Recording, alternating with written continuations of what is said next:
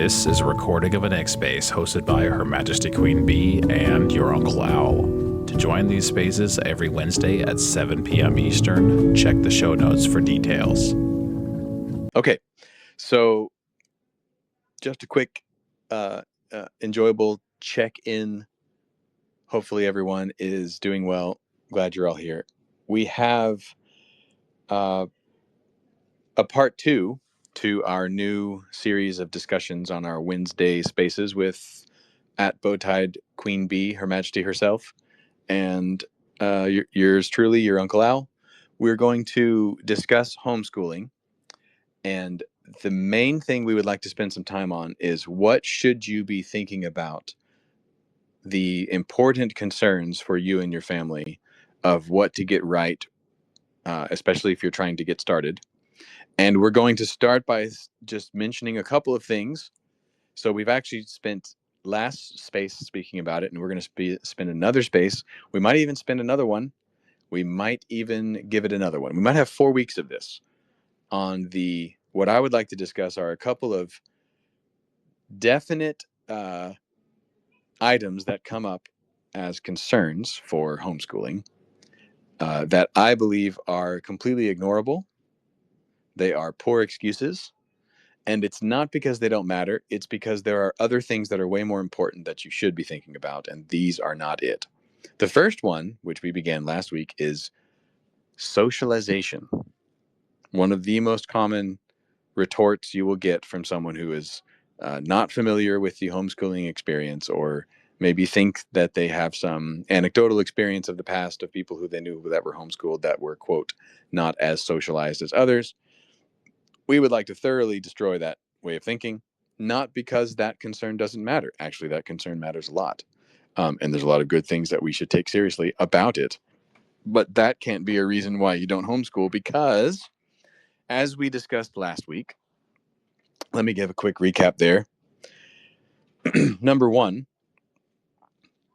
primary socialization for children has more to do with parents and family than with peers. The rest of their life, they will have both a socialization between peers and colleagues, and as well as their family, and including their own immediate family. And then if they have kids, then there's nothing more primary than your relationship to your children. But to think that our children need to be spending a full-time job worth of time together, that's 40 hours a week plus, inside a federal penitentiary. I'm sorry, I didn't say that. Did I say that? Inside a nice big box on the street, down the street on the corner, where the kids get together for something called SKOOL, school. That is how they're going to be properly and effectively socialized is actually rather bonkers that we think that, because really who they're socializing with the most, if they're 7, 8, 9, 10, 11, 12 years old and they're with their peers for 40 hours a week, they're socializing with each other. And one of the things that will happen in that case is that they will be mal-socialized. Their socialization will be maladapted to ordinary circumstances of life, which is much better suited. Sorry, the learning needed at these ages is a much better environment inside the families or in small cohorts of kids at different ages, so that they are not only socializing with someone their own age, or 50 or 150 or 1,500 people their own age. They should be socializing with all ages and all sorts of people and all different levels. And what's nice is when there are just maybe 2 or 3 of each different level. So you have a couple of 2nd and 3rd graders, you got a couple of 5th and 6th graders, you got a couple of people in early high school, you got a couple of people about to go to college, you got a couple of toddlers in there somewhere, and then you have 2 or 3 adults. And that kind of cohort experience is really the best for being socialized. Not to mention, socialized is the social environment, and it also is the physical environment. If you're inside a box, inside a room of concrete walls, for 40 hours a week, you're actually getting the worst possible scenario for socialization. it's better to learn how to interact with people, for example, outside in nature, maybe on walks, maybe on inside the house while you're cleaning. By the way, that's something we're going to get to in one of our forthcoming spaces about how the number one reason to homeschool your children is the child labor and indentured servitude that the Constitution can't take away from you in the form of your children. And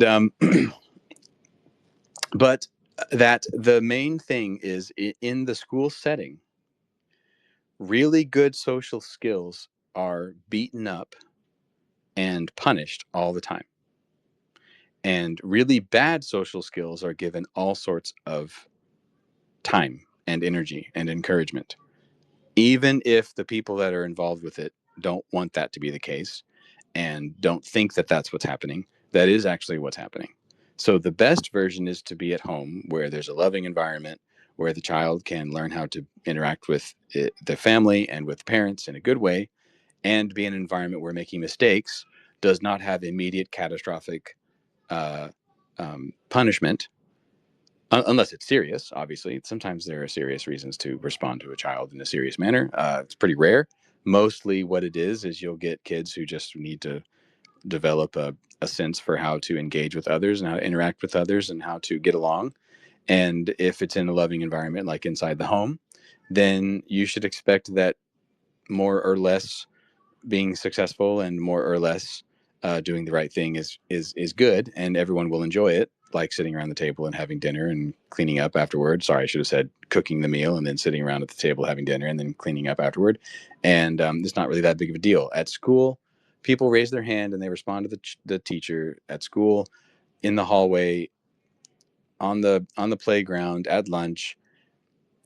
Poor social skills are absolutely brought front and center for everyone to see, and they are encouraged at a level that only the immature would appreciate.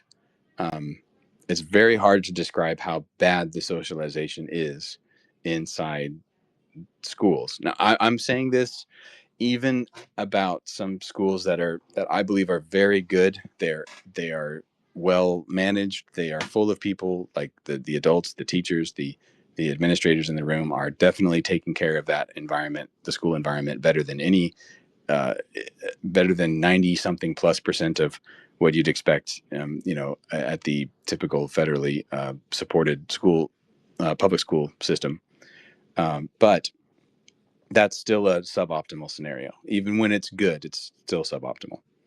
Um, Today's socialization discussion is going to pick up a little bit from where we left off, which was to describe some practical examples of putting children in environments at home while homeschooling that produce positive socialization, and to see why the homeschool environment is significantly more optimal than the school environment.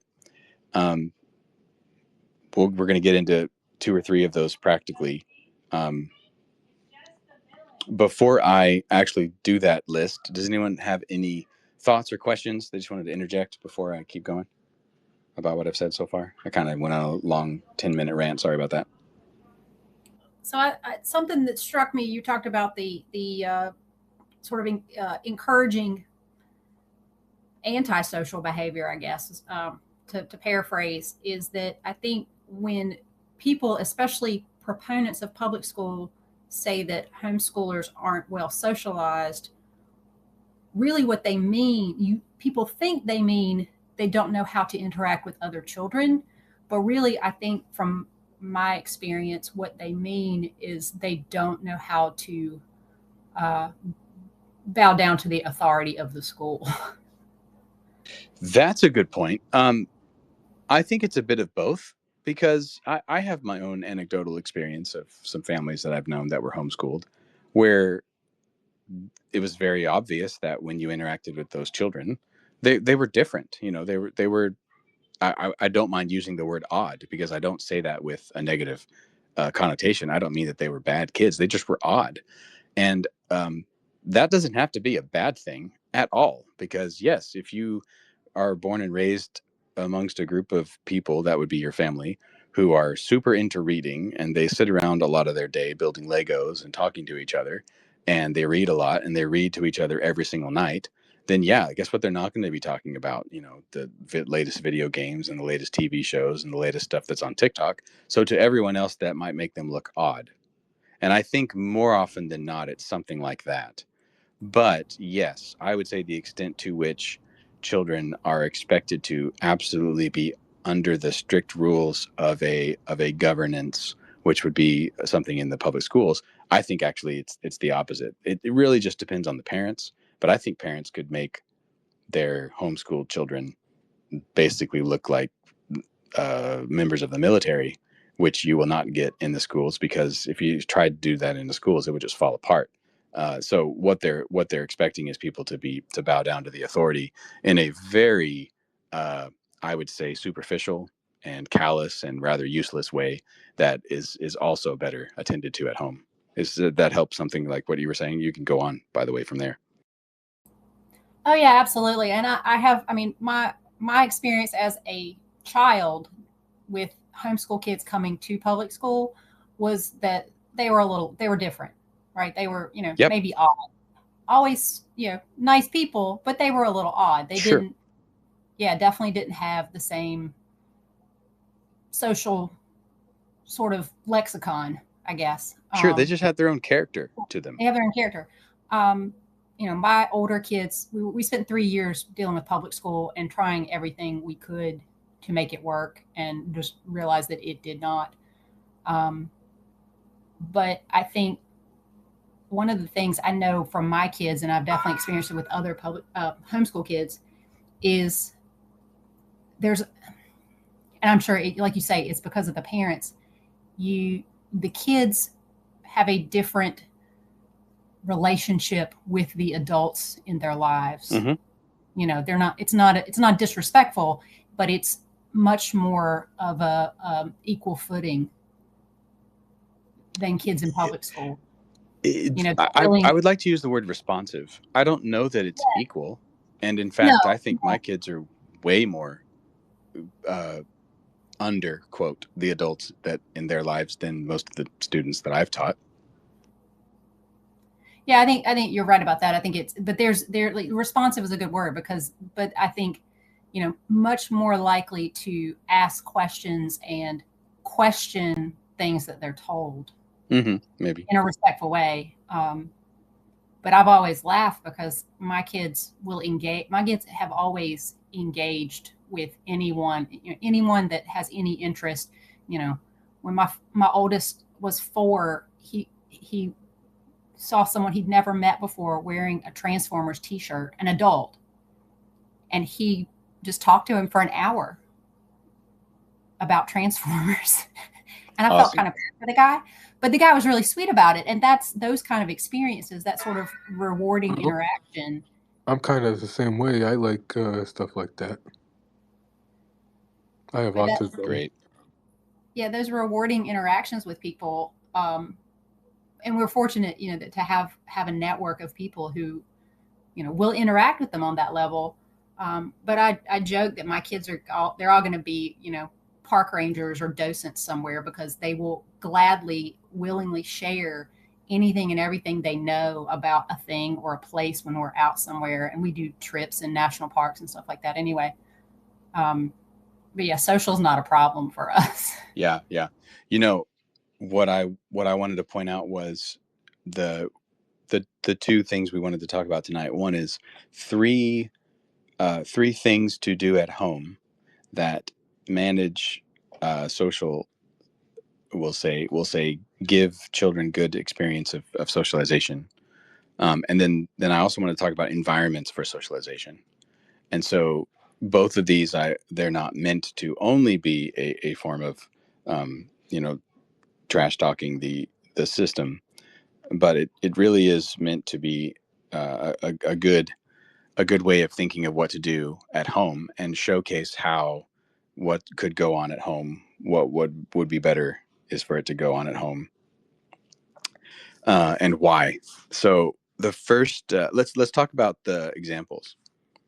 there are 3 examples, and we're welcoming our lovely host, the ever impressive Her Worship herself. Sorry, I can't believe I just said that. That's a line from Star Wars. Your worship. Okay, which is to socialize around games with rules. There are a few different types of games. One of them is sports. One of them is card games, and one of them is board games. And I actually spelled board in my head when I said that to everyone. BORED, not BOARD. That's what everyone thinks that we mean. And board games, BOARD, actually are under the category of board, BORED games, because there's a whole host of, maybe you're sitting around doing not very much, and you could play a BORED game, board game. And some of those are quick and some of those are longer. So the board games that we tend to play, like Monopoly and Life and things like that, tend to take a decent amount of time. There are some games like Sorry, which doesn't take quite as much time. It's a fun game. One of my favorite BORED games, which is a bit like a board game, is Guess Who. I'm thinking that if at some point Her Majesty gets the request to speak and is able to do so, she'll chime in with her approval. Guess Who is really popular in our house, and one thing is that our 2 daughters, especially our second, it's kind of one of the ways that she will get to know an older family member. So like my brother, I have 2 brothers, I have a younger sister. The way she gets to know like her uncle or her aunt is she'll play Guess Who with them for like 10 or 15 minutes, and after that they are just thick as thieves and inseparable. And it's quite fun. Then that's the board games. The important things about that particular kind of board game is that is a very controlled environment for what the rules are, how to play, and also how to win. So you understand certain, to a certain extent, the steps you have to take in order to win. Life is obviously a little bit complicated for a 3 or 4-year-old. So is Monopoly, but Sorry is not really. And Guess Who certainly isn't. I think the first time my younger daughter played Guess Who over and over and over again and was actually beating people was probably 3 or 4. Then the second category is card games. Card games are fun because, first of all, there's chance involved.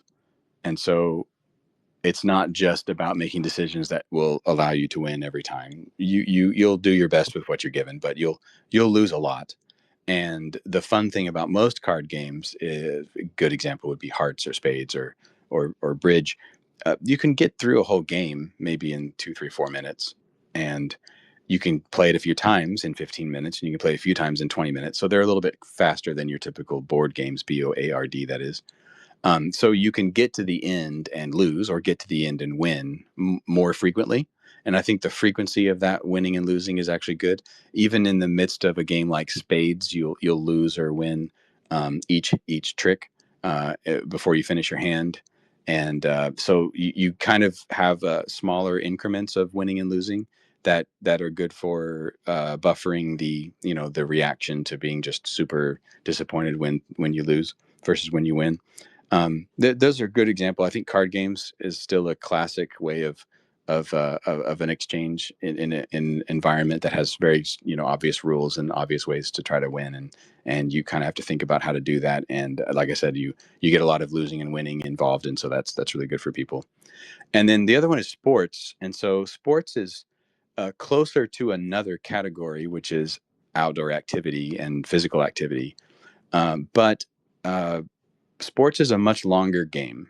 And what I mean is, I should say that as sports is a much longer con with children, because it's partly about the physical exertion, and it's also partly about just seeing if they'll have fun with learning how to use their body. And then part of it is, as they attend to it regularly over time, they'll get better at it, and that kind of improvement in the physical environment is really healthy.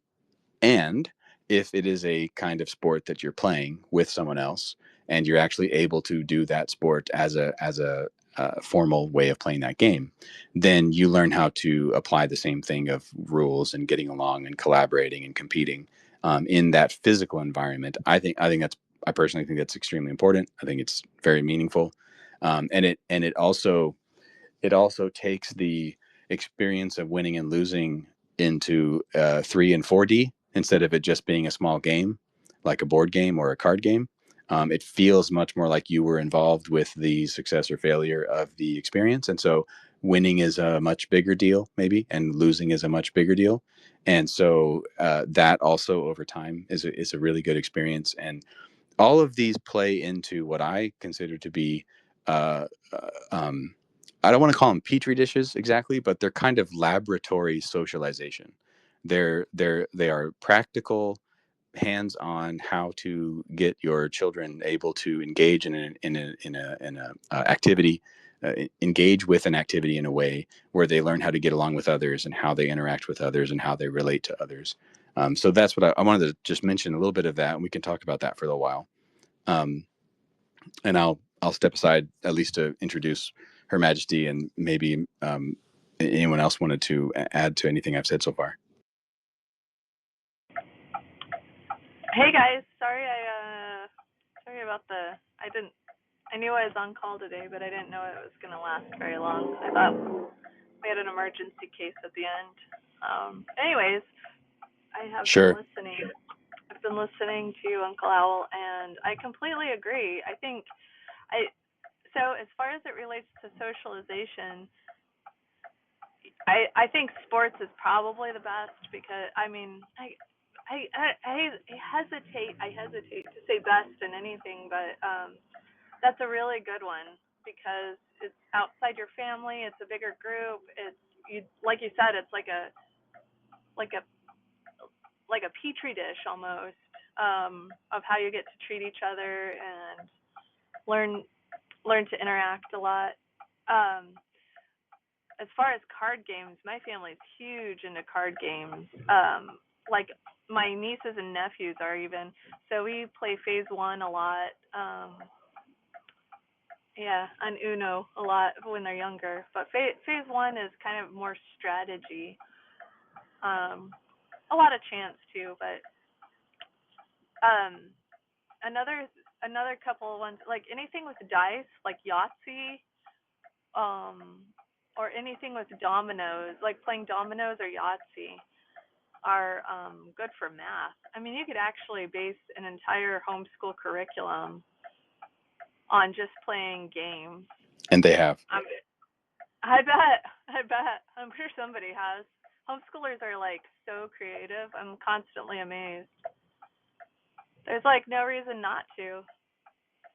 There used to be a bow-tied board gamer, and I was trying to get him to do a bunch of like catering to just homeschoolers. I don't know if he was into that, but I love that. anyways. I'd like to pick up from where you were started, which is, if you don't mind, that sports is kind of the best.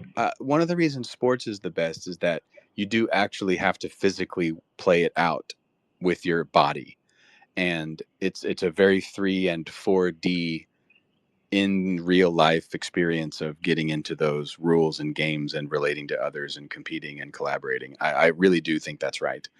It's something that I like to mention as much as it depends on your physical activity and what you have available.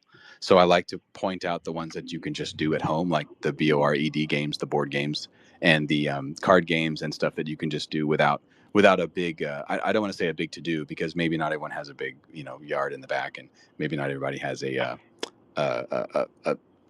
team of people to go play sports which as parents that's just something you should fix. But until you have those, you can obviously get to those other games. But yes, the number one social environment wherein people learn the rules of socialization, because there is a definite aim and there is a definite set of rules, and then you have to actually go with your own feet and body and work them out and work with other people in real time. Like I said, I actually really agree with that. It's the best, and I wanted to get to that in more detail, but not to do that just yet. Really wanted to agree that really is true.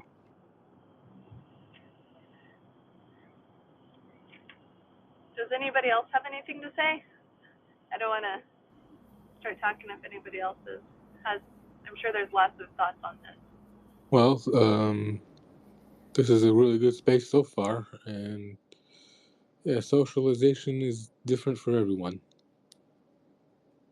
No doubt. True that. So I've mentioned it to Her Majesty before, but it seems applicable. We have it's available. It's a national organization. It's called NICA, NICA. It's interscholastic cycling, and the leagues are they're in different states, and it's a county composite. So their goal is to get teams in schools. But most of them are county composites, which means middle school and high school students in a geographic area, including homeschoolers. So it's something we found out about from a couple of people in a span of a couple of weeks, and it has been an amazing experience. It's a great organization because, like you say, it's an individual sport, but there's also a team aspect because your performance gives points to the team. It's all about respectful competition and, supporting each other. Their whole aim is strong body, strong mind, strong character. Excellent. Yes, absolutely. I've just I'm posting that into the comments for this space, and I'm going to put it up in the top of the space as well. Really good one. It really is. And as a coach as well, which I was not, I was a mountain biker, but I was not a great mountain biker when we started. But, obviously following a bunch of 15-year-olds around on bikes helps with that. But through their coach training programs, which of course they cover everything from concussions to looking out for signs of abuse in your student athletes, wherever it may be coming from. And then involvement with the Positive Coaching Alliance, which my favorite quote is, your impact is never neutral. I love that. Yeah, that is awesome. The developmental concern here is in the environment of the home versus in the environment of the school. What would card games look like? What would board games look like? What would sports look like? What would these interactions with people look like? And the premise that by being in the box on the corner, the federal penitentiary, with the individual cells, prison barred cells, where people are stuck there for 8 hours a day, 5 days a week, and then they're doing things like basically worksheet after worksheet and trying to manufacture experiences of learning. And then they get the chance to play something like Uno. It kind of just turns into a berserk, crazy, overly drawn out, like I must win, my whole life depends on success. And I don't mean for all the children, but certainly for some of them. And there's a very definite maladaptive socialized experience that produces. I would say if it's, I've seen it with my own eyes. If it's serious enough, and it doesn't even have to be something really evil. It could just be negative, and it could be so traumatic that people just get very upset by it, and it causes lots of problems. And then the idea that they are going to turn right around and start doing worksheets in their next class it's not going to happen. And so the environment is wrong. The environment for attending to those kinds of things is wrong. And I'm only using that as a definite, clear contrast of what if you just wanted to help socialize your 12 and 13-year-old 6th and 7th graders a little better, and you probably wanted to spend some time doing that each day. I mean, the school is basically going to say you don't have time for that because you have standard after standard that you have to give them, homework after homework and worksheet after worksheet, and things to do and things to do over and over all day long, that there's no place for that. But even if you tried it, it would just be so poorly experienced by the kids generally. And by the way, I'm not talking about like from fiction in my head or imagination. I've seen it. I've done this, having been a teacher. I taught middle school. My wife teaches kindergarten still, and she's an elementary education person, and so she's taught basically everything under fourth grade.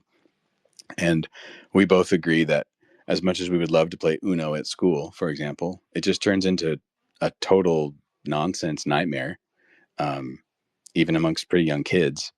Middle school, you can imagine being pretty awful. Whereas in the environment of the home, uh, in an somewhat open-ended experience with family, there's no reason why, you can't play a little bit of Uno, and when you're done and you're done with playing Uno, you can go on and do something else. I'm only showcasing further examples of, if you don't even have the way to get into some of that stuff, at the those younger ages, it it it doesn't present them enough opportunities to experience being under a game, working inside rules, trying to win, relating to everyone around you in a positive way, and getting adjusted for when the way that you're interacting with others is a problem. So I wanted to point that out. Once again, this is part 2 of homeschooling. We're doing some mythbusters, I suppose, for this week and last week and maybe the next few weeks, because we want to talk about what actually is important about making decisions for deciding you're going to do homeschooling. And it's really easy to see the word socialization. In fact, I forgot to edit the name of this top here. Socialization, that you're concerned that your children at home are not going to be as well socialized as the children at school. And I'm very happy to report to you that your children will be far worse socialized at school than they would be if they were at home with you. Now, that puts a lot of pressure on the parents, which means you just have to not be awful, because the federal penitentiary box on the street, down the street where all the kids go, and they're part of the system, it's one of the worst socializing experience that exists. And so all you have to do is be better than that, which is not hard. And so, um, I'm going to step aside again. I wanted to actually ask, does anybody have any good stories? I've got a number of them. I bet you all do. Any good memories of playing a particular game with your family? Like, what was family night, or maybe you had a sport that you played with your family. Does anyone have anything like that that they wanted to add, or any questions so far? Well, I remember getting to get a game of Uno to drag out for over an hour.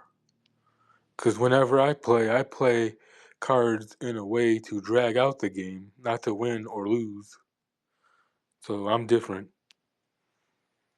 I like that. That was good.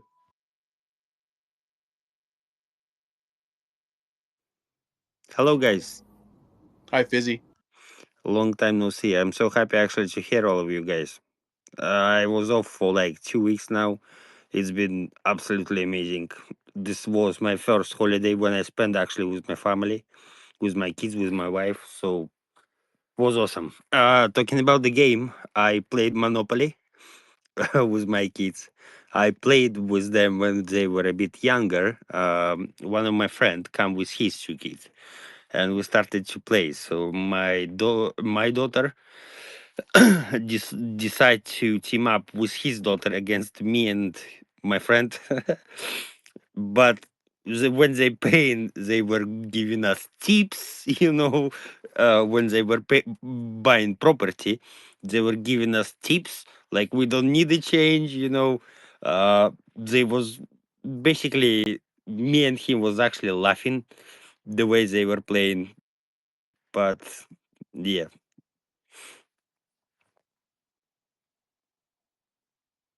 Very good. And it's good to see you again. Happy 2025.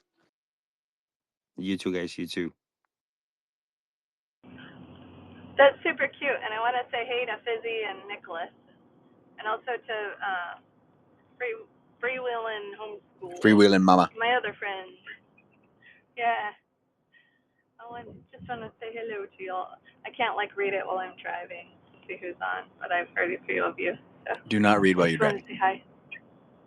Yeah, it's a bad idea. I just got a ton of board games. One of my Twitter friends sent several to us, and so we're starting to work on that. I don't remember what they were called, but I also bought a couple for us. One was Kids Against Maturity, so we'll see what that has to. If they enjoy that, I don't know. It'll probably be funny. That's not very educational, but it's. I mean, not everything has to be. It could be very right? educational. Right. There's lots of education to be had, all different kinds. When I was growing up, I was homeschooled. Off and on. My homeschool journey is kind of off and on. But we didn't have a television at home, so board games were huge for us. So we played a lot of Monopoly. My dad is notorious he would beat the pants off of us. He would just, he didn't give us any chances. He was going to beat us like a redheaded stepchild, and we were going to either beat him or take it. And so we pretty much just played ruthlessly. That's how we grew up, just playing every game ruthlessly, which I think is fantastic. I play the same way with my kids. I'm like, if you can beat me, you can beat me. Cool. You beat me fair and square because I didn't give it to you. Very important. I don't know. I think so. I like that way of doing things personally. You know, when I was growing in school, I was actually very bad. Honestly, my first language is Russian, right? So I kind of should have been good at it. But out of the 5, I always had 2. It's good if I had 2, right?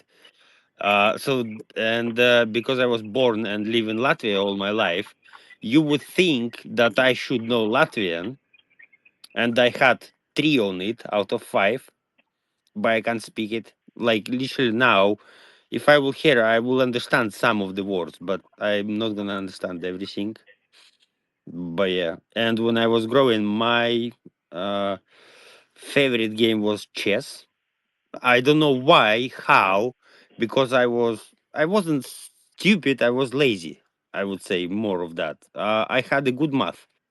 Like I was very good at math until a certain point when I grow up, and then there is a girls and everything. So you know. But yeah, I did love chess a lot, and I actually joined even the chess club. I actually had some first places. I even managed to beat my teacher once, so it's left me a lot of good memories.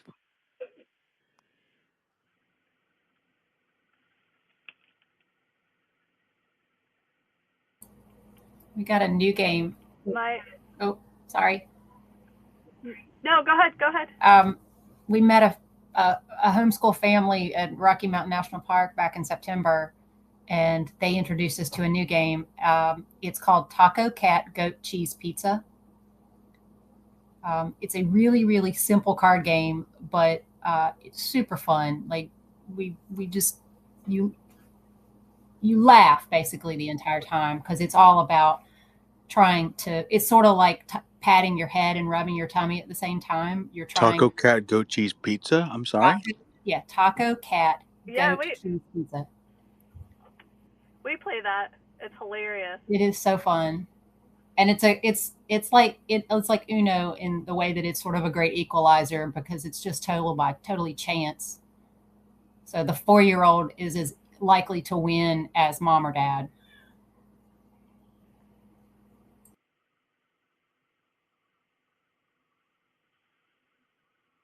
I'm predisposed to like it based on its nonsense name. It's kind of a nonsense game, but it's so fun. You kind of just have to be really tuned into it.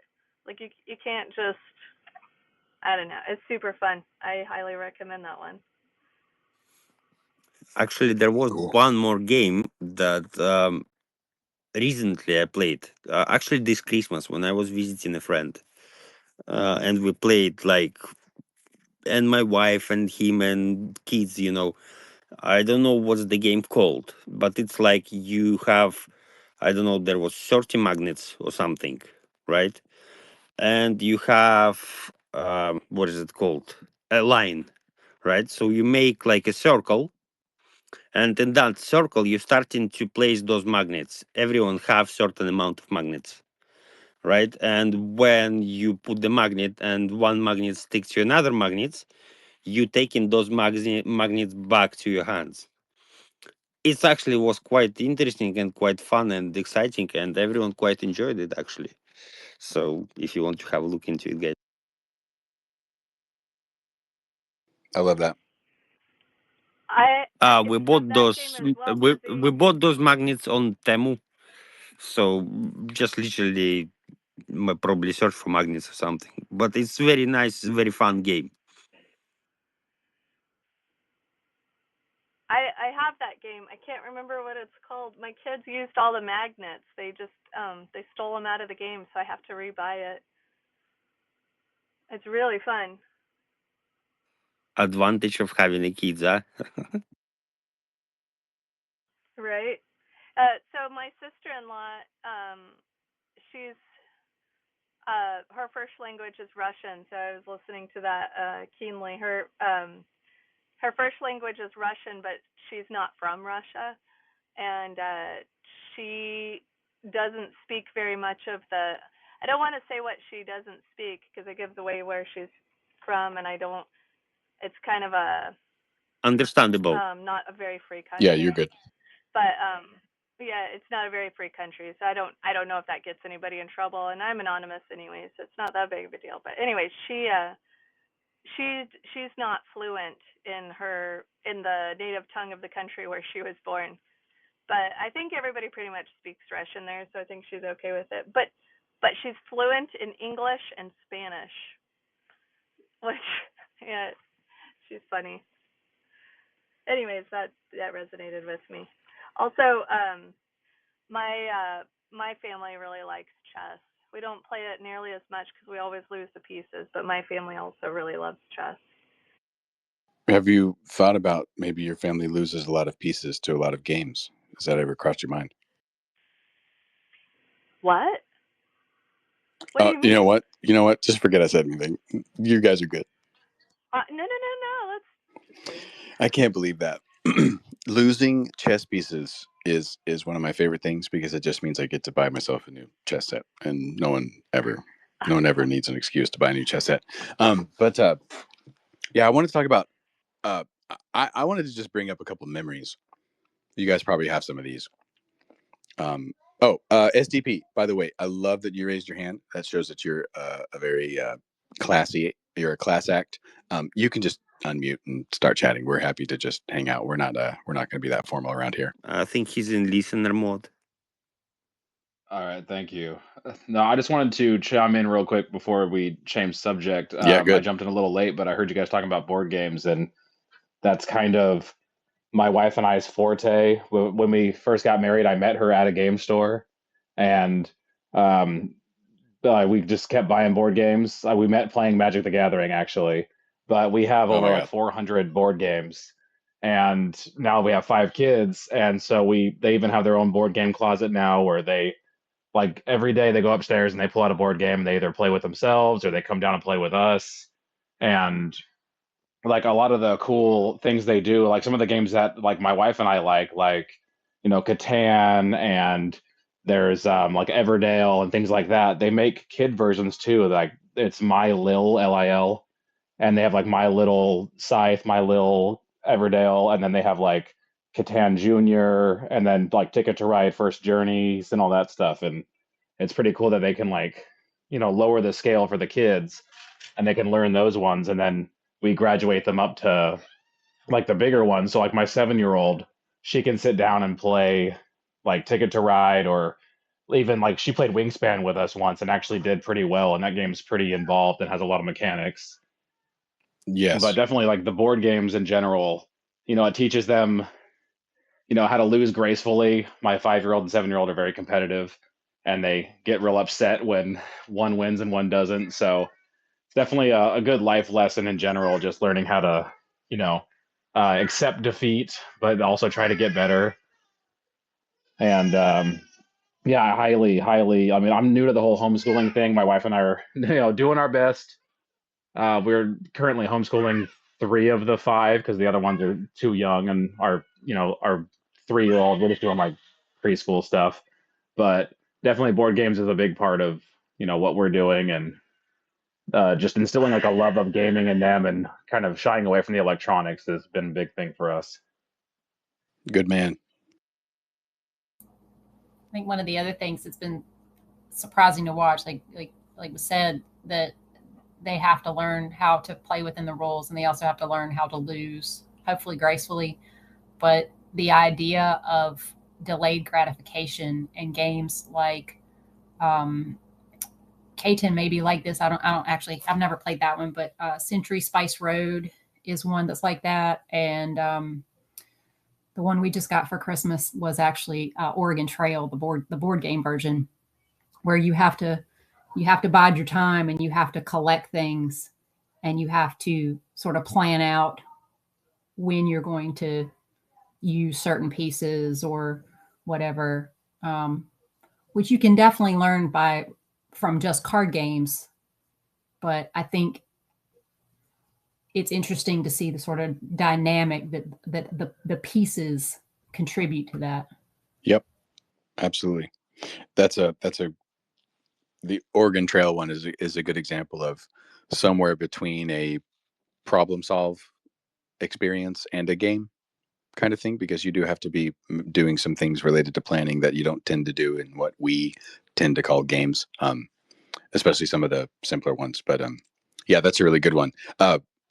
I want everyone, by the way, to continue just whatever you would like to add or ask or whatever.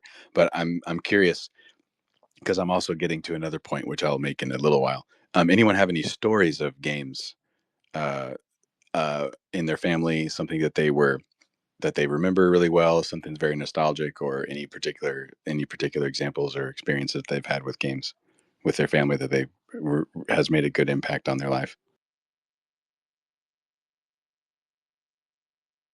Probably not off the top of my head. Just the social experience that is attained from playing video games, or not video games, but board games with your family. The learning how to lose, the learning how to win gracefully, and the learning how to learn the rules of a board game. And that to me is important. To Absolutely. just learning everything about socializing while doing a board game. Yep, totally agree. Good one. And a big one for my kids, because they're all so young, is patience. It's something that the board games do really good about teaching, because they have to wait for their turn. And generally little kids don't like waiting and stuff, but when they're engaged in a game and trying to pay, especially the more competitive they are, they pay attention to what other people are doing, so they are actually like watching and engaged even when it's not their turn. And then when it is their turn, they're ready to go. And obviously the older they get, the better they get at that. But as far as a story goes, I would say that board games seem to be more of a, like, especially if they're more like a chance one, kind of like Monopoly, or one of the ones where it's more of like a dice rolling and the rules aren't overly complicated. It's kind of like a great equalizer, because growing up, my mom was terrible at video games, and my brother was like beating her at video games when he was like 4, so she just quit playing. But when it came to board games, we would play Empire Builder all the time. And if you know what that game is, it's a very old game where you had like a crayon, and you actually like you basically build a train track all the way across the United States. And it's similar to Monopoly in many ways. You pick up a load, drop it off, and first one to make a certain amount of money wins the game. my mom would beat us every single time at that game up until we were adults. I think first time I finally beat her, I was probably in my 20s.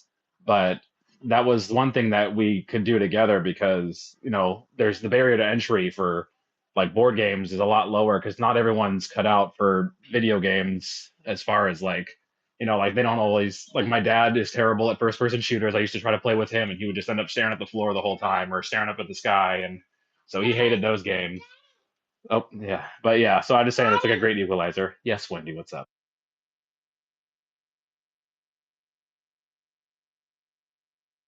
So sweet. Good examples. I feel seen because I am terrible at video games. If it's a side scroller, I'm pretty all right. We actually have one that's newer called Castle Crashers. That's great right. because it looks 16-bit, but it's 4 players, so more of us can play together. But I'm just a mash every button constantly, and something will work out. And I cannot play like a Halo or I cannot drive the Warthog. I can't do any of that to save my life.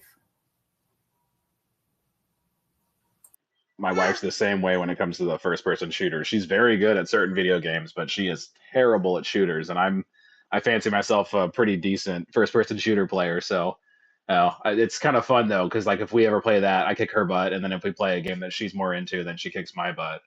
But for the kids, I mean, we just bought the Big Brain Academy on the Nintendo Switch, and they're super excited about that game. And it's actually pretty cool because it sets to like certain ages.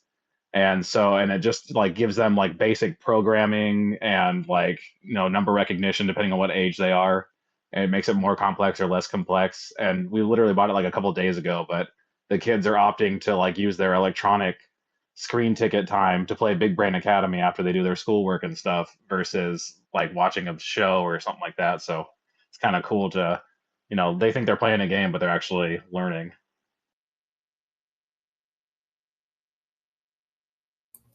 Yeah. Self-learning is the best kind. Yeah, first-person shooters are really fun. I consider myself a good first-person shooter player because I'm able to play the Halo video games in their highest difficulty. So I think I'm pretty good at that. They help to for me. They've helped to teach hand-eye coordination, reactionary times, and with my system that I have a Dolby Atmos system. It has also taught me to be aware of my surroundings more, because when you have a system that is an immersive audio system, you're able to hear everything around you. Like you're able to hear like your enemies behind, to the side, on top, even below a little bit. So it really helps. So it really helps to teach a good self-awareness. So, fun story from Uncle Al is since we just happen to be on the subject of video games at this moment, was we grew up in the era of the advent of Atari and Nintendo and that sort of thing, and our dad really never did any of that with us. And then we had a Nintendo system, and all of a sudden one day, I think it was in the holidays. I think it was the winter holidays one year. It might have been maybe 1994. That's a guess, but it's probably mid 90s. One day we've been playing. He sits down and plugs in this controller that is basically like an arcade machine. The giant big A/B buttons. It has its own joystick. The turbo controller. The turbo controller. There you are. Thank you. Finally, I appreciate that. I feel seen. I like that phrase. Okay, so he sits down, plugs it in, starts up a brand new thing, and just starts going level after level in front of us. And as far as we know, he had not played any of that before, and he sort of never played it again. He played it maybe less than half a dozen times in front of us. I don't think he ever played it without us there. He just had grown up on the arcades a little bit, and so he was very good at them. And it was just really funny to watch him just walk in there and do that. So it's like that's the stories of just interesting experiences of finding out little hidden secret talents of your dad that you had no clue were hidden in there. Always fun. I can relate to that one too with the Nintendo 64. My dad has always been into NASCAR and racing and stuff, and he had never Yeah, really we played don't much of the play games with video us. He would games play a Mario. ton with our kids. But one of my favorite memories was when my oldest was, I think, about 6, and we got Minecraft for some reason. And her and I built this house. I don't play video games at all. Like I said, I grew up without a TV. But her and I built a house, and it was basically a really tiny house with about 9, I think it was, basements. We just kept digging and building more basements and more basements. And so we always talk about that house now. She's 16, and we always talk about that house and how it'd be fun to build a house on a mountain that looked like a tiny little cabin that actually had like 9 basements. You just keep going down and down and down. The only problem was that in Minecraft, we eventually got stuck in that basement and we had to abandon the entire level, the entire world. That entire world, we had to abandon it. Awesome. I would also like to just add real quick to Poor Sober Dad podcast. This is a common experience in spaces. Some of the people, especially if they're on the cell service with the spaces, they can't hear some of the other speakers, and so just thanks for being cool about it. And that probably will happen some more. But just in case you can't hear Sober Dad, he's going to pick back up Queen Bee. You were saying about your father. You were talking about racing games with N64. Yeah, and yeah, it's not my first time having that happen in spaces, so I figured that's why she Yeah, all started good. talking. So yeah, Good. just let her do it. Oh, my son. What's up, bud? Can you ask your sister to help you? I think she knows how that works. Thanks, bud. Trying to do dinner and a bunch of other things, but yeah, my dad, he never really played video games with us that much because funny enough, that's how my brother learned like his first curse word. My dad was playing Mario and he was calling the little turtle guys little bastards. Oh And so yeah. my brother thought that's what those were called. So then when my mom told him to come to dinner, he's like, I gotta kill these little bastards first, and he got in trouble Yes. for that. Yeah. What's up, bud? You Wendy cannot let you fake have that. it? Just for Queen Bee, in case she didn't actually hear that, it was that one of the funny things was the adults in the room playing the video games will sometimes use words that the kids don't know yet. And so he used to call the little Koopa turtles in the Mario, he called them the little bastards. And so one day the mom comes in and is like, hey, you got to stop doing that because we got to go. And he goes, hold on, I just got to finish killing these little bastards. And he Oh got like no. in super trouble for saying that. Oh, that's so good. Oh no. I'm over here Which cracking up. Oh, Yeah, it's that's kind of funny awesome. because to this day, he's my older brother, and he still does not curse. And he's he's almost 40, and he like never swears. And I think that had quite an impact on him. You But probably would. yeah, right. But the story with the N64. So my dad, he kind of stopped playing games too because the more complex they got, the less he got into them. But I remember when Mario Kart 64 came out, and we had just gotten the Nintendo 64 earlier, and we only had 2 controllers, so my brother and I could play. And so we'd always have to like take turns, and my friends would come over, and we only had 2 controllers, and it could hold 4, but they were expensive and blah blah blah. But my dad like surprised us one day. He came home with Mario Kart 64, and then he pulled 2 new controllers out of the bag, so then 4 of us could play at the same time. And that was like for me because I was pretty young when the NES came out and even the Super Nintendo. But that was the first time I actually remember my dad like actually playing games with us. And he's to this day he's very good at racing games. Like he still buys like Forza and all those other race car games, and he's very good at those. But yeah, like that's just something that stuck with me was actually being able to sit down and play. And now I'll sit on the couch and I'll play Mario Kart 8 with my kids. And nowadays they're all fancy and have like the steering assist and the acceleration assist. So even like my 5-year-old can play and actually be competitive because she doesn't have to worry as much about staying on the road and all that. Nice. But yeah, it's cool just to have like the same experiences with my kids as I had with my parents.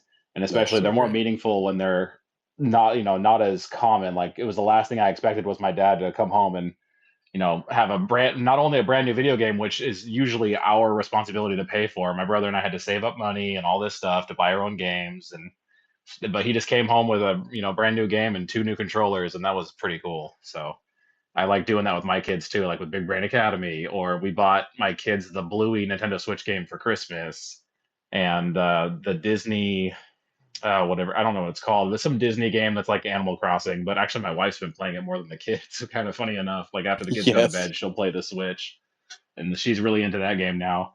But yeah, it's cool having that, the board games, video games, and just basically just being able to do things with your kids that I mean, my kids are young now, so they kind of want to do everything together. But as they get older, board games and video games and things are stuff that they'll still find cool later on. At least I hope they will. I mean, I never thought they were uncool, so Yeah. looking forward to still sharing that with them when they're older. Yeah. I think a really good case that I like to bring up, and I'm going to walk it back away from the video games. No offense to the video games for sure. Is the the experience of getting really good at a particular kind of game. And I think Fizzy mentioned that they're kind of into chess. Our family was definitely into chess. Both of my older brothers, I think, I'm not sure. I have a pretty good memory, but I don't think I ever beat one of them. And I think I only beat one of them once. So I think between my 2 older brothers, as many times as we've played chess, and we still play chess together, I have only beaten either of them once. And yet, when I go play most of other people, I tend to, scrape the walls with them because they both were so good and they really worked hard and they were very good at the game of chess and they never, ever let me win. They just played chess with me and I just played chess with them. And I did not study as much as they did. But for example, I had an uncle who was from England, and both my older brothers, they were all very good at chess. And so, looking back on just family experience was we we played a lot of chess, and we never let anyone win, and so we all were very good, and we enjoyed playing each other because we got very good, and that will always be just a, amazing memory. Really good example is in my grandpa's house. He had this really really old, basically a coffee table with a chess board on it. I mean, my grandpa did not buy fancy furniture and stuff that was elite premium quality for no reason. And so one of the nicest things that he had in that house was this nice little, basically a coffee table, but had a chessboard set into it.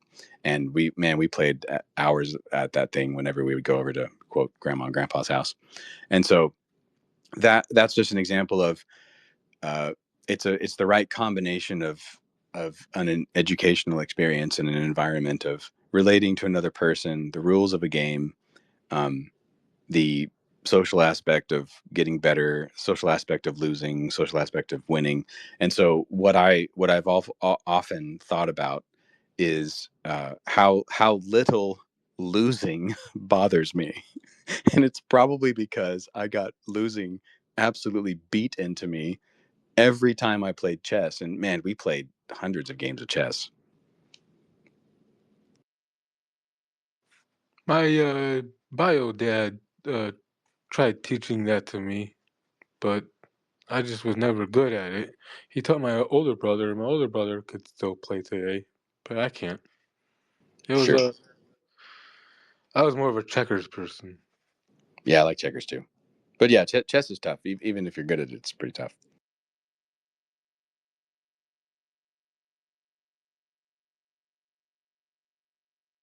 I mentioned Guess Who at the beginning of the chat about games. What about you, Queen Bee? were you going to talk about Guess Who? You like Guess Who, right? She dropped out. She needs to bring her up as a speaker, I think. Oh, you're right. Let me double check if she has the speaker. I do have speaking privileges. I also have a car full of children now. You guys want to say hello? What's up? What's up? Yo. Tell them to tell us stories of when they beat you in games. When they beat me in games, guys. We're talking about games. Tell a story. I don't know. Any kind. Tell a story about when you beat me in a game. I think I beat you at Uno once. I don't know. I think the only time we can't beat you is at Chinese chess. Chinese checkers. Yeah. Oh yeah, checkers, not chess. Yeah, we like Chinese checkers a lot. I never played with small. I get okay. I like Chinese checkers a lot. That's because you win. I wanted them small Chinese checkers, but she let me. Oh, I It like was boring. That makes it boring. I beat people in all games. I just don't like playing games. I think I beat Mom at Unstable Unicorns as well. It's an easy game. So yeah, there you go. Perfect. Sounds like a rowdy bunch. Sounds like my car. Just a little bit older kids. Well, so this is the first layer, is games as a form of socialization, because games have definite rules. There's a definite relationship between the participants in both the form of collaboration and competition. And then there's a definite way to win. And that means there's also a definite way to lose. And that's just really healthy for children to get used to that sort of thing. So doing that at home is a really good thing. I mean, someone could say you could do that anyway, but the idea that part of homeschooling is to include a certain amount of that so that they can attend to the experience of the game process in the context of a loving environment where hopefully losing doesn't feel like everyone in the room just dogpiles you with negativity, which is what happens in schools, or you win and you rub it in everyone's face so bad that you basically lose half the room as friends, which happens in schools. And when that kind of thing happens at home, you can deal with it. You can manage it in a way that's useful and in a way that gives people proper feedback, because they're going to live with you the rest of their life. And so they aren't going to get to treat you that way. And it's just the right environment to experience that. But here at the end, I wanted to talk a little bit more about sports, and the sports question, as I brought it up, I posited it as a form of a way to concretize the socialization of children, both with their peers and in a socialized environment. So it's not open-ended environment where you're trying to get along with other people. There's a specific purpose for that environment, and you need to understand the rules, and you need to learn how to relate to everyone around you, and you need to collaborate and compete for the sake of the game, and you need to want to win. And when you experience the loss, you need to deal with that. When you win, you don't want to be a jerk. But the 3D or 4D or real world nature of sports is quite another layer, another level of importance, of import, I'll say, for helping them learn how to engage in an environment. And it has so much to do with this question of socialization.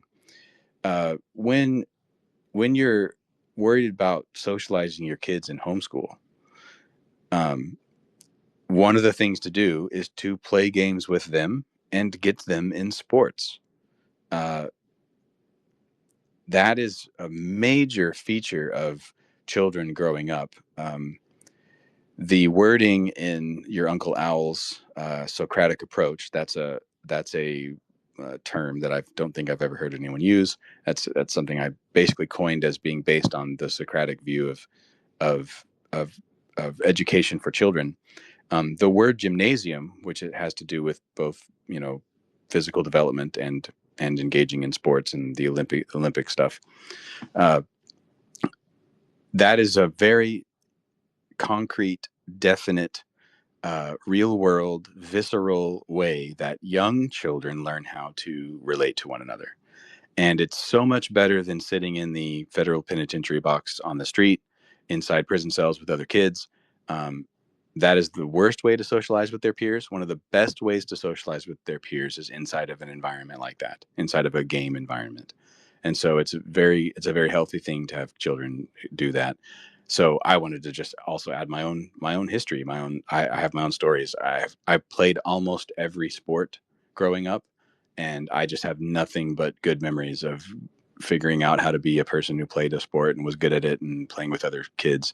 Uh, I wasn't even very good. I probably was okay at a couple of them, but mostly the only reason that I was not, completely kicked off the team, probably partially because you can't kick the kids off of certain teams, is that I just ran a lot. I ran a lot harder than everybody else on the field, so I would at least be involved, even if my involvement was not exactly a net positive.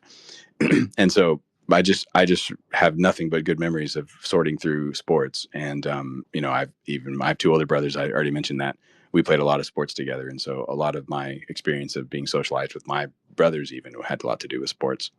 Um, I'm sure others have some other examples. Anybody want to pick up from there?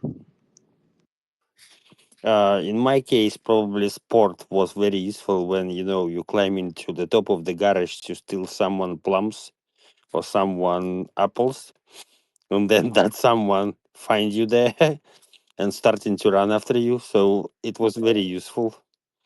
But yeah, myself, from the sport, I wasn't very good at it, but still just for myself, since I was year 5. So we started school at 7. When I was year 5, I started to go the light athletic or whatever it's called, basically where you mostly running, jumping, and stuff like this. But it wasn't like the family sports. For the kids, Sure. I'm usually trying to take them out somewhere to play on, like in the parks and stuff like that.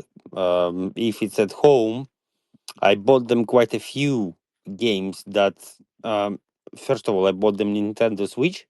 I bought it on purpose because there is more kind of, motion games and stuff. There is some physical exercises stuff as well. The only problem is they don't play them. They prefer Minecraft. But yeah, Gotcha. yeah, that's me. So along with playing, things like chess and not being allowed to win for the sake of being, the kid who gets to win, my family played kickball. So we would get together at my grandparents' house, and it was, 3 generations. It was aunts and uncles and cousins, and sometimes more distant cousins. And they had a big front yard, and it was cutthroat in a nice sort of way. Nobody was allowed to get away with anything. But it was so fun, and it was such an amazing way to spend time together. And I think, like you mentioned about Guess Who, like getting to know each other. I mean, I knew my aunts and uncles in a much more social way than I think a lot of kids get to know their adult relatives. Very good point. I had the same experience. I know I did. I got to know them in a complete way that kids should not know their adult relatives.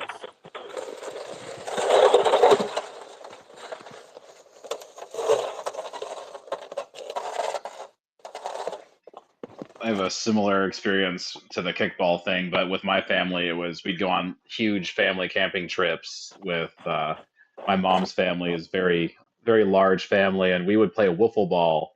And my older cousins they were like high school aged and stuff, and I was like 8 or so.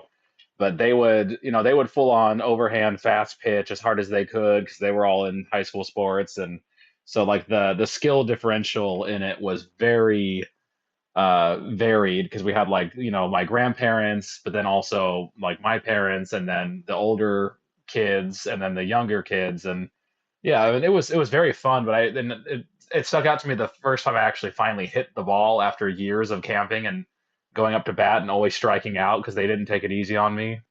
And the first time I actually hit the ball, I still got thrown out at first, but I still hit the ball, and that was like a big deal for me. And so then every year I'd be excited to play wiffle ball again, and until like they all got older and had kids, and people kind of lost interest, unfortunately, as the families kind of split off. But it was definitely like a big thing for me. So like even to this day, I'll take my daughter has very little interest in organized team sports for whatever reason. They really enjoy gymnastics, but we tried like t-ball, and it just wasn't for my 7-year-old, and my 5-year-old doesn't really seem like she cares about that as much. But they're both very good at gymnastics and they love it. But like she'll still hit the ball. Like if she was outside, she'll pull her baseball bat out of the toy box and grab a ball and ask me to throw some pitches to her, so she'll hit them. And we have soccer balls and footballs. Like I have all the equipment if they want to use it, and most of the time they do unsolicited, just want to hit a ball or throw a ball. But just being able to work on that, like just hand-eye coordination and teaching them not to catch the ball with their face and how to scoop the ball into their body and all this stuff. It's just, it's just an overall like good life skills to learn, just general coordination and stuff. Just for the sake of saying it, we tend to stop at 20:30 Eastern time, and we don't have to call it here. I just wanted to mention to everybody in case we feel like we should wrap it up at some point soonish. We got maybe started a little bit later than usual, so I don't mind if we go on for a little bit longer. And just mentioning it for everyone's planning purposes. If there was something you wanted to say or add or ask real quick. But no, I want to just add on to what you were saying, Sober Dad. It's hard to even stay on topic, right? We're talking about socialization, the idea of the benefits to being a family who is homeschooling and who helps each other learn how to play sports together and be good at sports. It's like it just covers so many aspects of life that are meaningful and developing at the ages between 3 and 4 and maybe 12, that it's just so crucial to make sure that that's a part of their experience anyway. But but everything you said was absolutely true, and it's totally my experience too. I'm just going to highlight the point is, at that age, they're learning the sport, and they're learning how to interact with other people in order to accomplish that sport. And uh, that kind of experience is pretty much the top version of what we were saying earlier about a lab or petri dish version of socialization. It helps them understand both how to relate to others, what they should be doing, what they should not be doing, what they should be focused on. It really is a definite socializing experience that if you attend to it regularly and you develop that over time, it's just so good for kids. On top of everything that y'all were just saying about all the benefits to those sports. Uh, for me, it's actually 1:30 at night, just for the hell of it. But yeah, I actually have a question. Just wanted to hear your opinion, guys, before everything went down. So basically, this, as I mentioned, I spent a lot of time with my kids this holidays, everything, right? And there was one particular moment that was quite interesting for me. My daughter is now 10 years old, right? She had a birthday on the Boxing Day, 26th of December. So basically, me and her going to the shop. She liked to spend time with me. I absolutely love. She's my little princess. Myself, my wife, very kind person. Absolutely love her. She's amazing. She never kind of mad at kids and everything. She always trying to understand them and everything. She never swear. Me, on the other hand, someone with ADHD, some things for me it's more challenging. But I do curse. I curse a lot when they're not near me, when my friends around me. Probably a lot. I wouldn't maybe say all the time, but a lot. I find my special moments. And basically, where I'm going with it, me and my daughter going to the shop to buy something for the table for Christmas. And she goes and asks me a question like,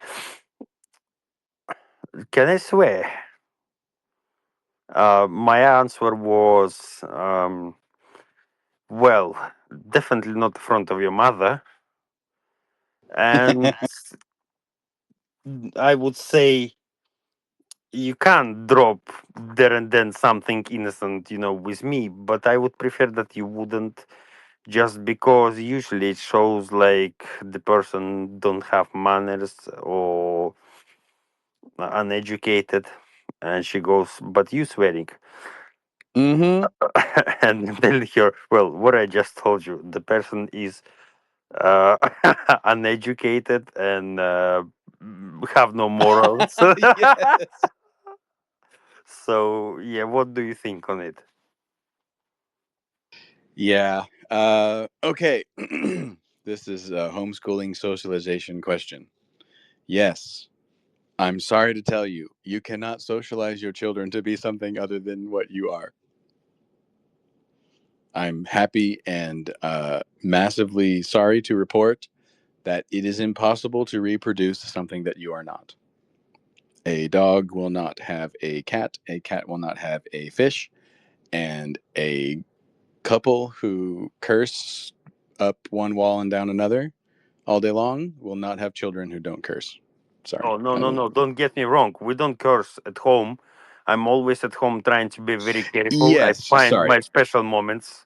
I said that poorly. What I mean is, if this is our habit, it is very unlikely that it won't become the habit of our children. I think that's the point.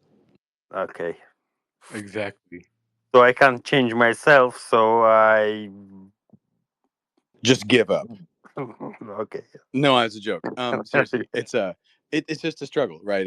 And it's also pick your battles. Maybe there are things that you need to take care of with your children, and there are some things that are more important than others. And maybe by the time they're 12, 13, 14, 16, 15, and they're dropping some, some bad words, some profanity of sorts. Maybe there are other things that are more important. So, they're skirting the envelope. They're pushing against the the prison walls of their life. And so, it's hard to know exactly how to attend to that. I grew up not cursing. Neither of my parents curse. I definitely used curse words for about 6 months in early middle school, and it just stopped. I started using them. I didn't like them. I definitely got told not to use them at home, and then I just eventually just didn't do that. So yeah, I can definitely say that I attribute a lot of the fact that I don't curse to the fact that my parents didn't curse, my grandparents didn't curse, my aunts and uncles didn't curse, my cousins didn't curse, most of my friends didn't, some of them did. We just were, we were not raised to make that a normal part of life. And again, I don't mean it never came out in, an accident or someone stubbed their toes and said a bad word. It's not that it never happened, but it certainly wasn't a habit of, while playing a game or while playing a sport or, while doing such and such. If anyway, that someone was cursing. Yeah, we didn't So have that. I have a question about that though, because Sure. my mom absolutely hates cursing. My Hmm. grandma, she uses religion to battle against cursing, and Okay. my stepdad, he hates cursing and never curses, yet I curse. Yeah, So I don't I know. mean, like we've said, it's not that you won't pick it up, and it just depends on whether or not they told you you couldn't. Maybe.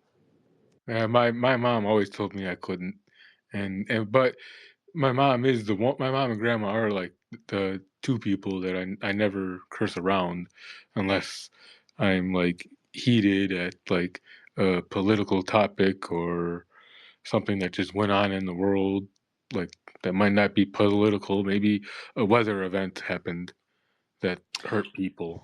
Nicholas, Yeah, you know what? for you This. specifically, Go ahead. I have actually the answer. And the answer is very simple and very stupid, but it's the answer. Shit happens. Yeah, that's true too. I It's actually would like an to talk about. exclamation, not a comma. Oh, You know, good one. and there's definitely people who use it like a comma. I won't name any names. Not me. Got it. But no, To protect the innocent. so we tell our kids it's like those are for adults, and you can find more intelligent ways to express yourself.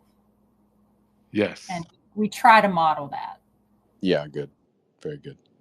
Actually, that may be something we talk about at some point, but I wouldn't worry about it too much in this moment, except to say, if I may use Narm's example, which is they certainly socialized you around them, so you have a different social environment around your mother and grandmother than the rest of the world, and I think that's probably part of what's good about mothers and grandmas, if they step on people's toes who are using language that they don't want to hear. Anyway, It's also probably why I find it so hard to be like negative or mean, because they kind of socialize that out of me.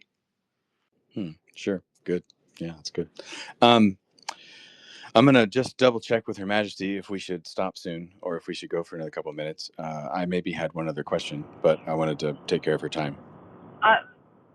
I'm good with continuing going. I'm still driving home from everywhere.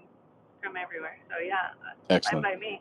And I'm not saying a whole lot, but I'm enjoying it. I'll pop in when I have something to say, but everybody's got good things to say, so Yes. I don't really feel the need. Thank you. Wonderful. Maybe just for the sake of planning, we'll probably stop around 2100. I don't want to go too late for everybody's time. But anyone else had anything to add? Oh, Wes, go ahead. Yeah. Sorry, I don't really.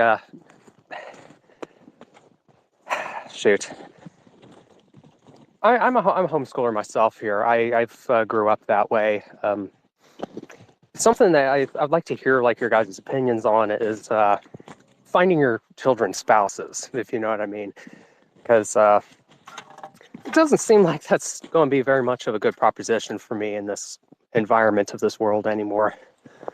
I really am quite disappointed with our society. Well, maybe we need to start talking about betrothed marriages. I mean, there's at least 3 or 4 families here in this conversation that have kids. I'm sorry, that was a terrible joke. I'm all for it. I'm gonna start. You guys ready to be betrothed? Thank you.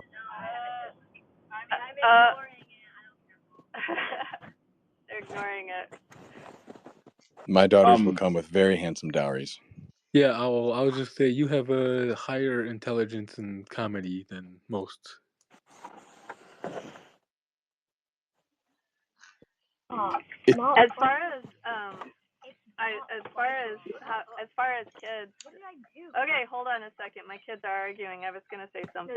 Okay, I feel don't forget what you were going to say. Okay. Oh, you're good. You're good. Go.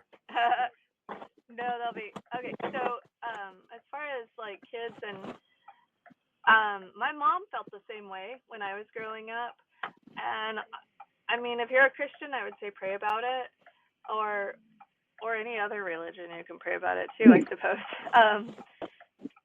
But I would say pray about it. I wouldn't worry about it too much. I think the tides are changing in the younger generation, and it seems I'm totally white pilled on the younger generation. But I wouldn't worry about it too much.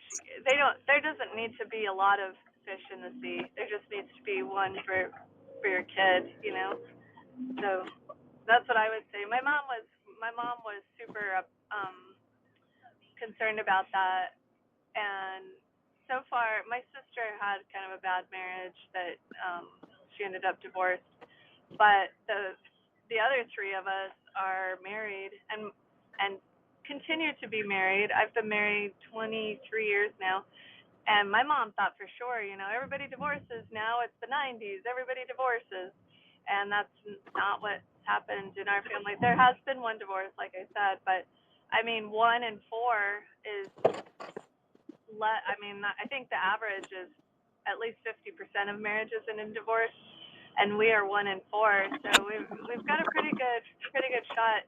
I would also say bring them to the right places, homeschool them, put them in homeschool communities, put them in wholesome environments where parents are married, where they meet other kids whose parents are still married, and yeah, that's what I would say. I agree 100%. agree. Oh, go ahead. No, I was gonna say, I mean, one thing, our faith, drives a lot of how we make decisions in general. But for us, we talk very openly about, love in terms of a relationship, of a marriage is a choice, because it's really easy to be enamored with something or someone, but making the choice to stick by someone to actually support them through better or worse. And Wes, I'm going to bring your mic back up just in a moment, but it was too many mics open just because for the noise. But I'll bring you back. Don't worry. I was going to say the life skills that are necessary to make that work that's sort of, at least I know for me, that's one of my main goals, is to prepare my kids for navigating that in a rewarding way. Just relating to Queen Bee, I'm kind of married myself for 21 years as well. I met my wife when I wasn't even properly 18 yet, and she was like 16 and a half. And now we have 2 kids, and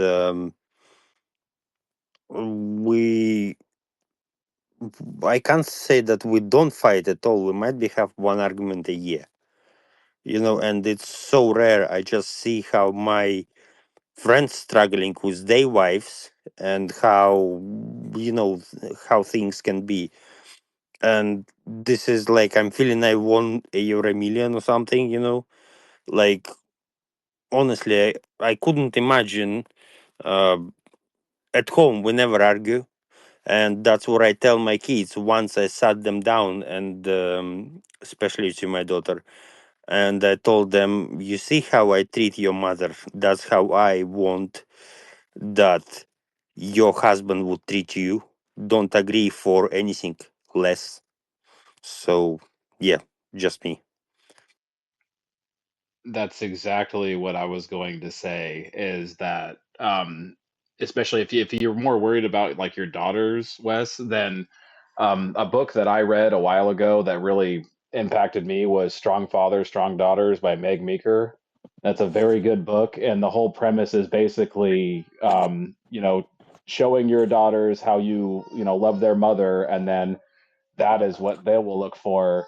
Hopefully, I mean, there's always circumstances here and there, but just showing them the type of man that they should go after is a big deal. And then as far as like with like sons looking for spouses, the same thing. It's the dad's responsibility to teach the son how to treat women, and then hopefully they pick the right one. But it's definitely emulating that for them and not fighting, like he said, is a big deal. Like my wife and I, especially after I got sober, I had my own issues, but now we have a rule. Like if we have an issue, we do not do any of that in front of the kids. We set aside time.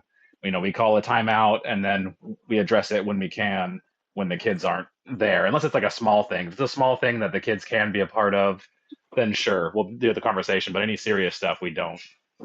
We save that for later. Give us some responses there, Wes. Okay, so I'm not actually. I don't actually have kids myself. I am the homeschooling child, and I'm one of 6 children. We're a little bit secluded in our area, and we've our kind of events that we do. We actually host a couple horse shows and hang out with the local Amish. So sorry if I'm I'm kind of autistic too, so I'm having a hard time here having clear thoughts. But Clear enough for us. I'm listening. I just wanted to say okay. something. Man, you're not alone. You're not alone as well. I have my son is autistic. I feel that I been slapped by some beanbag. So yeah, don't worry about it. Hey, I have autism too, so don't worry about it. So something else that is not really on topic, but something that I've kind of noticed with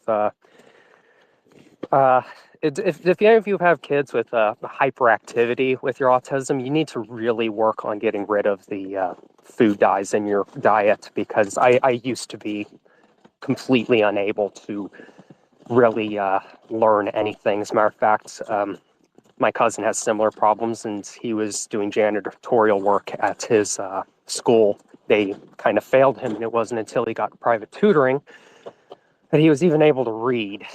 And it's kind of a big chunk my fault, but my mother actually has a gastrointestinal problems from the stress that I put her through for my entire upbringing. So, Gotcha. yeah. Yeah, if I were gonna say something now that I know that you're talking about yourself, you're not talking about your own children. It's actually the same thing.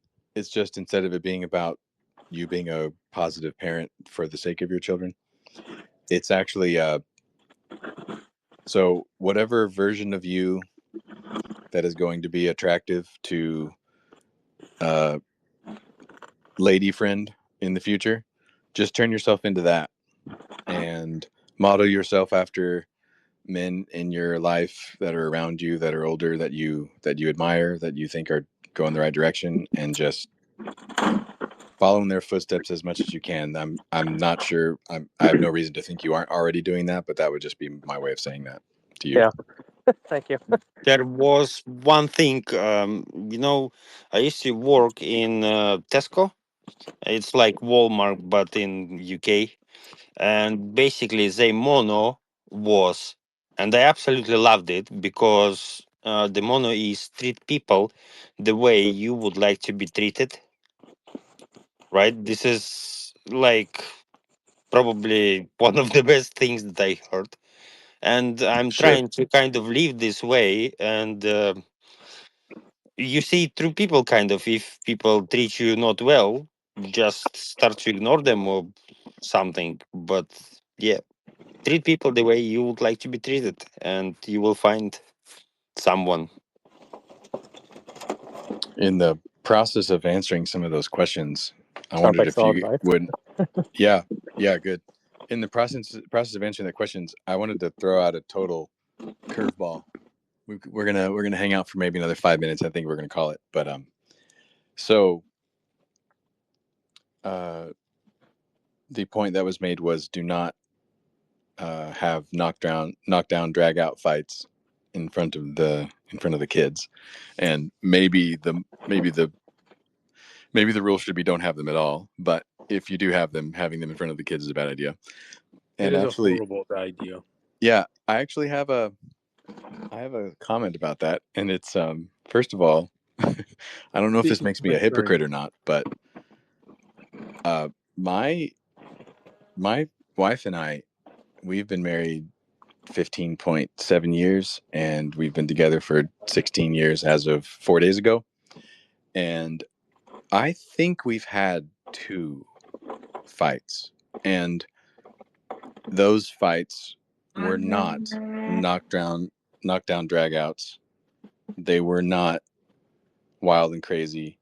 They were not calling names and casting terrible, sword play of vicious things to say out of your mouth at exchange of words. We just didn't do that. And one thing that I remember saying pretty early on as we were married and figuring each other out was that once we did have our children, one thing we do is we actually have our fights, quote quote, in front of the kids, which means if we can't speak about it in a normal language and normal tone and normal emotions in front of the children to not let them know that we're fighting, then that means we shouldn't be fighting yet. We shouldn't even be talking about it. We should wait until we're able to talk about it as if when they're in the room, as if we're just having a conversation to figure something out, so that the children do not know that we're fighting.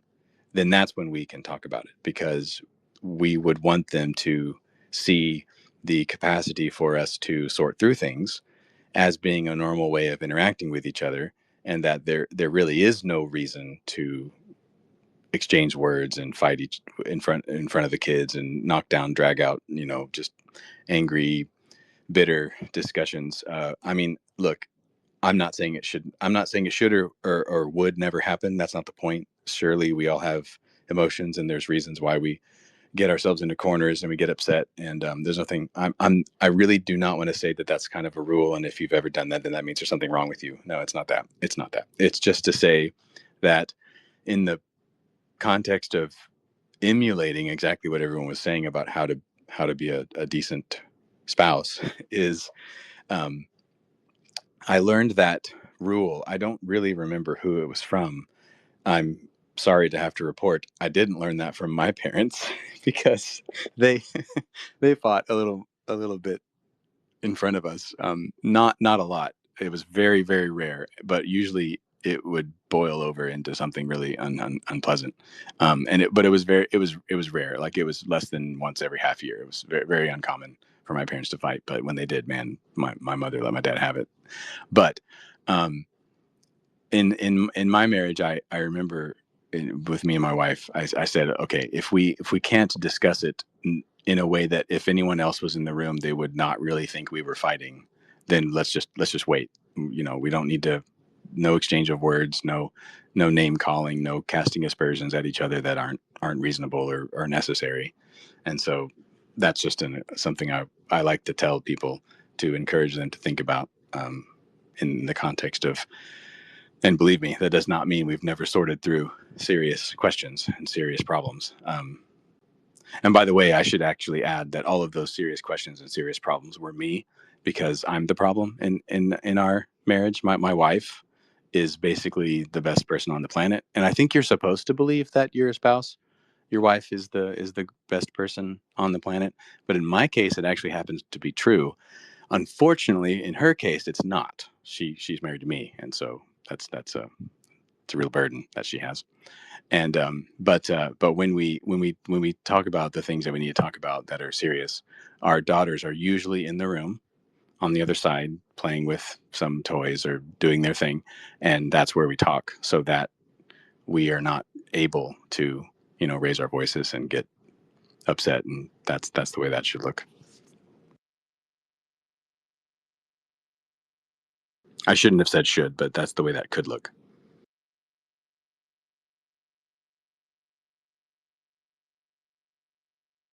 Now then, we are just at 9:00 Eastern time. I think for the sake of everyone's time, we should call it. Your Majesty, are you present, or shall I just do the closing remarks? You should do the closing remarks. I'm partially present. That means she's asleep, and she's had a long day. She's had long days. Okay, first things first. Thank you everyone for showing up. This is the second space for this year, 2025. At the beginning of this year, for the next few weeks, we get together every Wednesday. We're going to spend some time addressing, especially for people who are not yet homeschooling and are thinking about it, or for people who are homeschooling and they just want to look at these questions again. We like to call them. We're going to be busting myths. The top two, I believe, failed excuses for why not to get homeschooling as soon as possible are socialization and curriculum. And so for the first few weeks of this year, we wanted to speak about each of them and showcase how in the question of should I begin homeschooling my children, the first two excuses of what about socialization and what about curriculum are actually the first two ignorable, dismissible things to be concerned about. There are other things that we should be concerned about and things that we could talk about, and that your time and your energy and your resources should go into thinking about making your homeschooling situation for you and your family work. Those two are not it, because they don't matter at all. They are very small on the list. The truth is, homeschooling is the best situation for both of those things, and we can talk about why.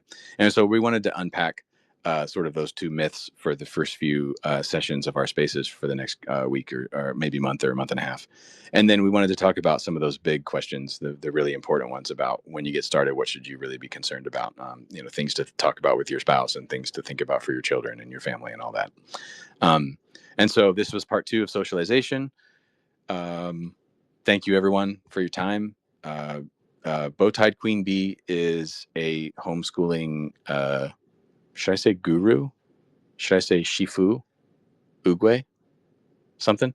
She is. Out of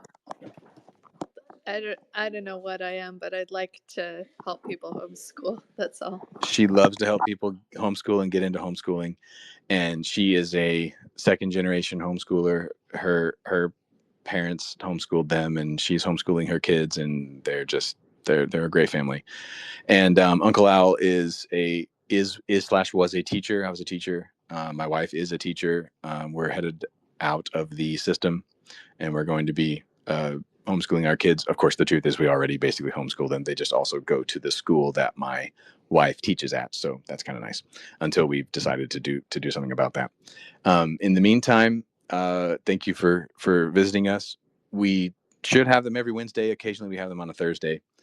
We will send out the notifications on Tuesday morning. All right. Thanks, everybody. Thank you. Appreciate it. Thank you. Absolutely. Cheers. Thank you.